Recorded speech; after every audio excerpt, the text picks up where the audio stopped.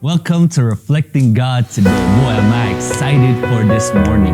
Wherever that you are, wherever that you're going, whatever that you are doing, I beg that we can just pause our day before we begin it, that we can come to God first and foremost and allow Him to take control of our lives so that we can reflect His character wherever that we are today. This morning I have a verse for you found in the book of Proverbs chapter 1 verse 10. The Bible says, if sinners entice you, do not consent. You see, parents should encourage their children to confide in them, right? We need to have our children be able to trust us and unburden their heart, their griefs to us, their daily little annoyances, their trials. We should be able to listen, be willing to listen to these things that they are going through. As parents, we need to learn to sympathize with our children, pray for them and with them, that God would shield and guide them. They should point them to the never-failing friend and counselor who would be touched with the feelings of their issues, their struggles, their iniquities.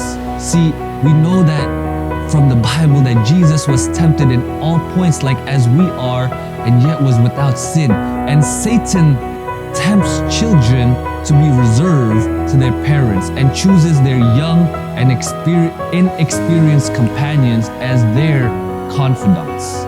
And because of that, those confidants cannot help them, nor can they give them good advice. Children would be saved from many evils if they were more familiar with their parents.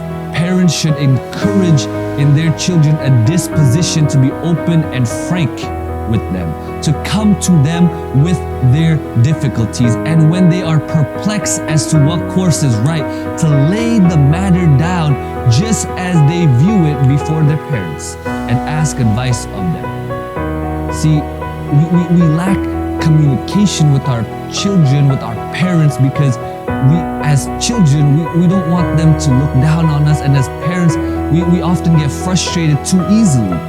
But who are so well calculated to see and point out dangers in lives such as godly parents?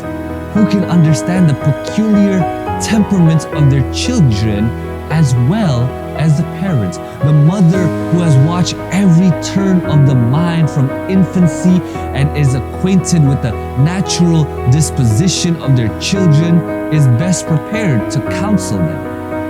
Who can tell as well as what traits of character to check and restrain as the mother, aided by the father? Children who are Christians will prefer the love and approbation of their God-fearing parents above every other earthly blessing. They will love and honor their parents, and this should be one of the principal studies of their lives. How can I make my parents happy? They won't answer that question unless you have a relationship with them, unless we recognize where they are. Children who have not been disciplined and received right instruction have but little sense of their obligation to their parents. I grew up not really close with my mom. In fact, it was so hard for me to just tell her I love you on the phone. I left home around 18 years old, and I've been living away from my mom since I was 18.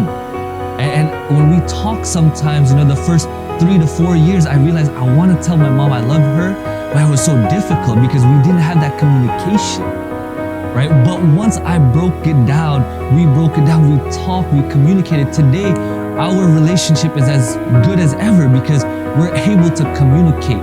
I'm able to tell her things, she's able to confide in me, and I'm able to confide in her.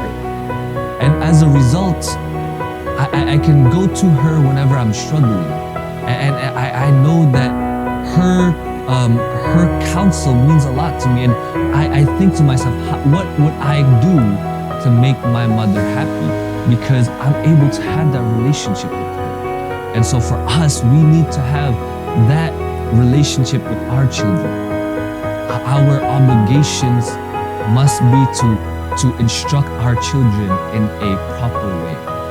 And by in turn, we can reflect God in our lives and in their lives. God bless you today.